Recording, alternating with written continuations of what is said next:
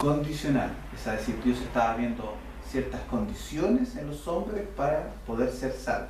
Número 3, la redención universal o expiación universal. ¿Qué decía este punto? Esto enseñaba que Cristo murió para salvar a todo hombre, pero solamente en manera potencial. ¿Qué significa eso? La muerte de Cristo hacía posible a Dios perdonar a los pecadores, pero solamente con la condición de que creyeran. Esto tiene relación también con lo que estaba diciendo el punto 2.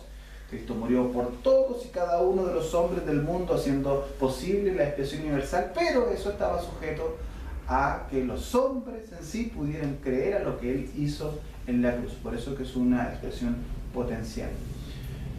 El cuarto punto es la obra del Espíritu Santo en la regeneración limitada. La obra del Espíritu Santo en la regeneración limitada por la voluntad humana, ¿cierto? Aquí entendemos que la base de este sistema está en el hombre y no en Dios. Esto enseñaba que el Espíritu Santo, cuando empezaba a orar para traer a una persona a Cristo, podía ser resistido eficazmente y su propósito frustrado. Él no podía impartir vida al menos que el pecador estuviera dispuesto a que esta vida fuera impartida. ¿No le suena familiar a lo que hoy día se predica desde muchos púlpitos evangélicos? Tú decides, tú eres quien toma la decisión. Si bien es cierto, el hombre debe tomar una decisión, pero esa decisión va a ser correcta solamente a menos que Dios actúe primeramente en el hombre para direccionar esos pasos a Cristo. El tema es que hay un paralelo bastante importante entre lo que sucedió en la Reforma del siglo XVII y lo que pasó en el tiempo del Sínodo de Dort en esa época. Número 4, estamos viendo entonces que la obra del Espíritu Santo en la regeneración está limitada por la voluntad del hombre. O sea, no hay un llamamiento verdaderamente eficaz. Ese llamamiento puede ser resistido por el hombre y incluso frustrado.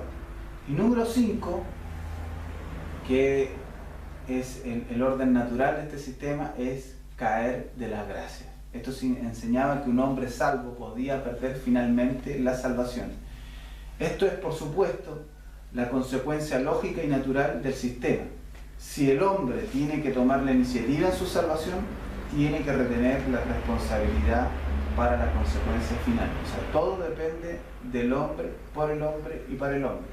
Nosotros vamos a la Escritura y la Escritura nos dice absolutamente lo contrario. El problema está, hermanos míos, usted se preguntará por qué estamos tocando esto. Porque el problema está en que al día de hoy todo lo que nosotros tenemos de la Reforma Protestante es tan solamente una caricatura.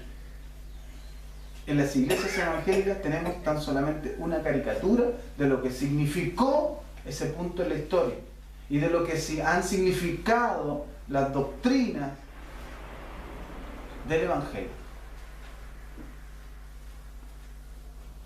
Los 5 puntos del arminianismo fueron presentados al Estado y en un sínodo nacional de la Iglesia fue llamado a reunirse en Dort en 1618 para examinar las enseñanzas de Arminio a la luz de las Escrituras. ¿Qué es lo que nosotros debemos hacer?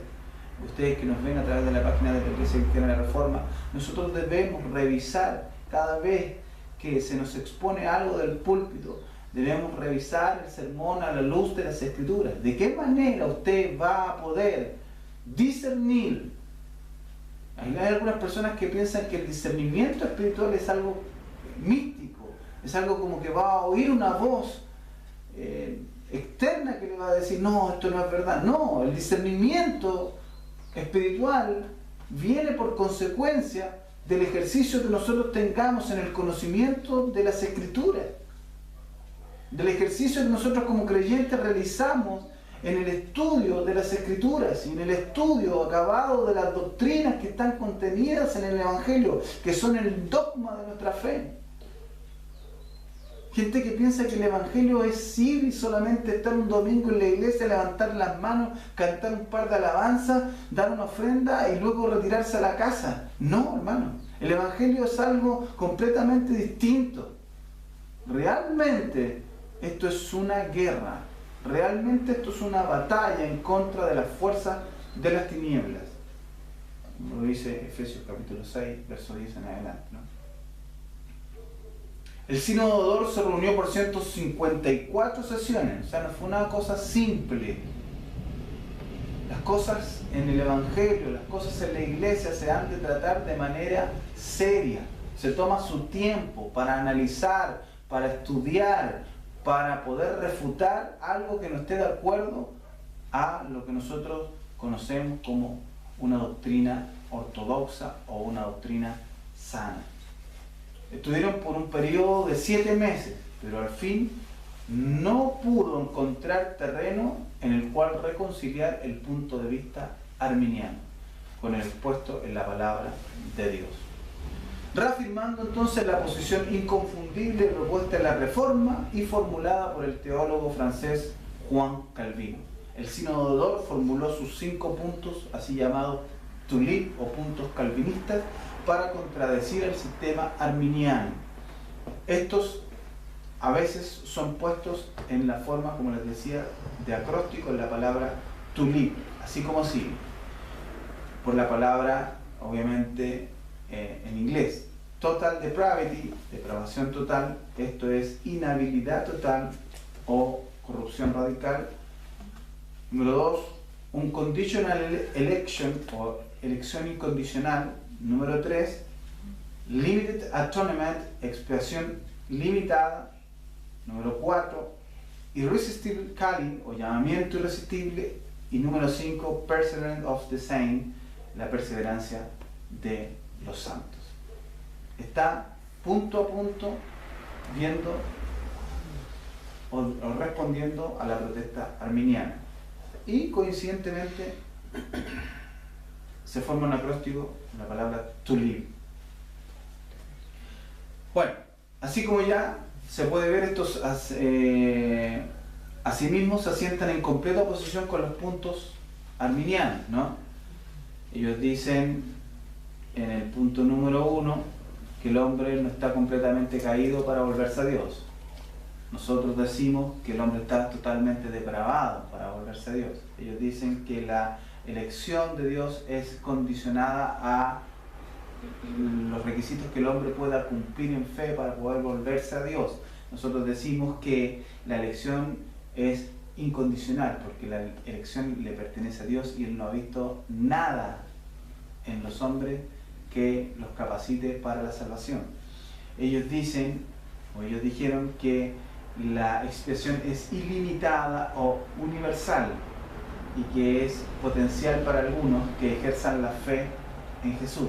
Nosotros decimos, o la declaración dice, que la expiación es limitada. O sea, Cristo murió solamente por los escogidos del Padre. Ellos dicen que el hombre en su voluntad puede resistir el llamamiento que Dios le hace a esta salvación porque depende de su voluntad. Nosotros decimos que el llamamiento que Dios hace a sus escogidos, a los cuales predestinó desde antes de la fundación del mundo, es irresistible. De otra manera usted y yo no estaríamos aquí, si eso dependiera de nosotros.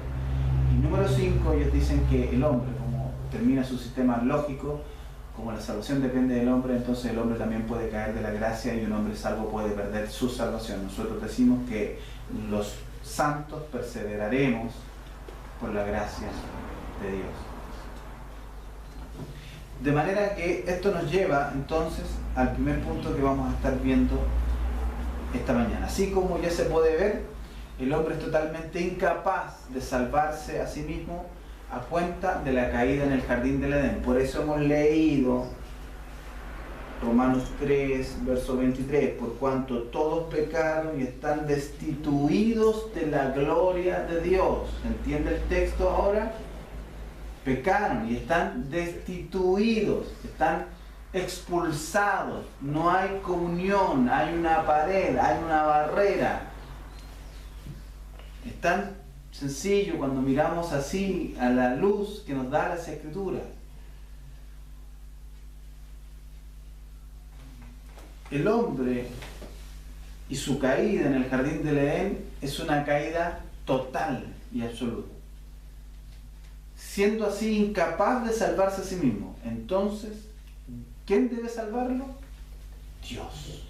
Si Dios debe salvar, entonces debe ser libre para salvar a quien Él desee salvar.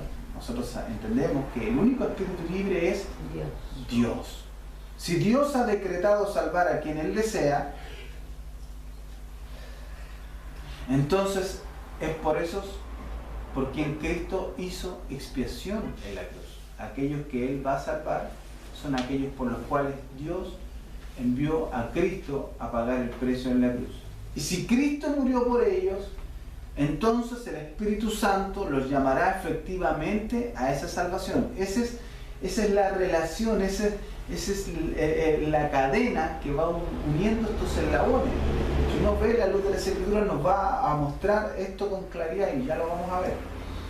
Si Cristo murió por ellos, entonces el Espíritu Santo los llamará efectivamente a esta salvación. Si la salvación entonces, desde el principio ha sido de Dios y el final también será de Dios, y los santos perseveran en gozo eternal, entonces nuestra salvación es segura. ¿Se da cuenta cómo se va la relación? Precisamente porque esto es importante, porque si hoy día nosotros analizamos a la luz de las Escrituras lo que estamos oyendo respecto de la predicación del Evangelio, es algo que está totalmente opuesto a lo que estamos hablando en esta mañana. Está en el otro sistema, está en el sistema arminiano. Es una influencia de una herejía desde ese tiempo al día de hoy. Estos son los llamados así 5 puntos del calvinismo, o el tulip, o la respuesta del sínodo de Dort a la protesta arminiana. Ahora vamos a proseguir a examinarlos detalladamente, firmemente basados como lo son en la palabra de Dios y sostenidos tenazmente por nuestros antepasados en la fe, que fue entregada una vez a los santos. Por esa fe defendemos y estamos decididos a contender ardientemente por la razón que nos ha sido dada y que también defendieron todos nuestros hermanos que nos precedieron. Veremos también la verdad de la que Charles Haddon Spurgeon quiso decir cuando declaró: no es una novedad, entonces, lo que hoy estoy predicando, no una nueva doctrina. Amo proclamar esas fuertes y antiguas doctrinas que tienen por sobrenombre calvinismo, por las cuales son de seguro y verdaderamente la verdad revelada de Dios, así como lo es en Cristo Jesús. Yo me tomo y soy parte también de aquellas palabras de este gran predicador, Charles Haddon Spurgeon. Número 1. Depravación total. Cuando venimos a considerar el primero de los 5 puntos principales del calvinismo, seguramente lo que nos debe impresionar es el hecho de que este sistema empieza con algo que debe ser fundamental en el asunto de la salvación. Es a decir, lo que estamos leyendo aquí: por cuanto todos pecaron y están destituidos de la gloria de Dios. Retrocedamos a los versículos 9 y 10 y vamos a entender lo que significa ahí: por cuanto todos pecaron, cuál es la condición en la que el hombre quedó al haber pecado en Adán. Y quiero que entendamos bien que la muerte reinó aún en los que no pecaron a la manera de la transgresión de Adán. Reinó desde Adán hasta Moisés. ¿Y por qué? Porque nosotros no recibimos de manera directa el mandato de Dios. A eso se refiere ese texto. Pero nosotros encontramos aquí entonces, en el verso 10, como está escrito, Romanos 3:10, no hay justo, ni aún uno, no hay quien entienda, no hay quien busque a Dios. Todos se desviaron, a una se hicieron inútiles. No hay quien haga lo bueno, no hay ni siquiera uno. Así quedó el hombre después de la caída. Ahora, ¿cómo es la condición de ese hombre? Verso 13, sepulcro abierto su garganta, con su lengua engañan, veneno de áspides hay debajo de sus labios. Su boca está llena de maldición y de amargura. Sus pies se apresuran para derramar sangre, quebranto y desventura hay en sus caminos, y no conocieron camino de paz. No hay temor de Dios delante de sus ojos. Ese es el hombre natural. Dígame usted o explíqueme de qué manera ese hombre en esa condición se puede volver voluntariamente a Dios cuando usted le hace una oferta con el evangelio que muchos predican al día de hoy. La reforma protestante está aún vigente y nosotros debemos ver en este punto de conflicto que necesitamos una reforma urgentemente en la iglesia evangélica al día de hoy. Si tenemos vistas deficientes y ligeras sobre el pecado, entonces estamos propensos a tener vistas defectuosas para la salvación del pecador. Si nosotros no entendemos lo que significa el pecado, no vamos a poder entender de manera correcta cómo ese hombre puede ser salvo. Si creemos que la caída del hombre en el huerto del Edén era meramente parcial, entonces lo más seguro es de que estaremos satisfechos con una salvación que es atribuible parte al hombre y parte a Dios. Eso es lo que se denomina como una obra sinergista. Dios colaborando con el hombre en la salvación del hombre. De manera entonces, hermanos, que, como dijo J.C. Ryle, ¿qué tan llenas de sentido común están estas palabras? Él dijo, hay muy pocos errores y doctrinas falsas. Miren qué interesante lo que dice. Hay muy pocos errores y doctrinas falsas. Él dijo, de las cuales el principio no puede ser rastreado a vistas erróneas sobre la corrupción de la naturaleza humana. O sea, lo que él está diciendo es que muchas, en otras palabras, muchas de las doctrinas erróneas, ¿cierto? Muchas de las doctrinas falsas tienen su base en una interpretación incorrecta de la depravación total o de la corrupción de la naturaleza humana. Y en eso se basan. Estas vistas erróneas, ¿cierto?, o vistas erróneas de una enfermedad siempre traerán con ellas vistas erróneas del remedio. Si yo le hago un mal diagnóstico, seguramente le voy a recetar un remedio de acuerdo a ese diagnóstico erróneo. Vistas erróneas de la corrupción de la naturaleza humana siempre traerán consigo vistas erróneas del gran antídoto y cura de esta corrupción. Entonces, verso 23, por cuanto todos pecaron y están destituidos de la gloria de Dios. ¿Qué necesitamos para eso? Verso 24, siendo justificados gratuitamente por su gracia. No hay nada del hombre, nada que el hombre pueda hacer ni pueda colaborar.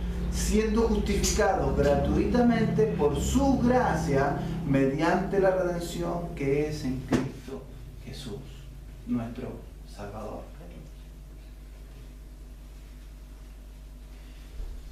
Bueno, estando enteramente apercibidos de que esto es el caso, y estando también en aquel tiempo los teólogos de la Reforma y estos hombres fueron los que formularon las enseñanzas reformadas en estos 5 puntos en el Sínodo de Dort, basando sus datos firmemente en las Escrituras, pronunciaron que el estado natural del hombre es un estado de depravación total y por consiguiente había inhabilidad total de parte del hombre para ganar o contribuir a su salvación. Eso fue lo que se declaró.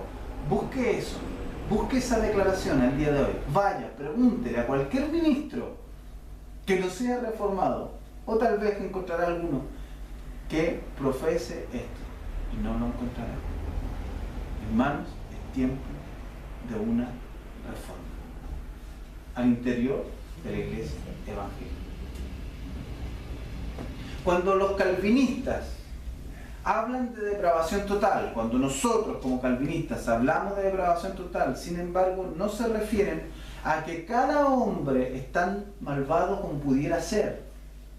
ni que el hombre sea incapaz de reconocer la voluntad de Dios. No estamos diciendo eso. Ni tampoco que sea incapaz de hacer algún bien hacia su prójimo o aún dar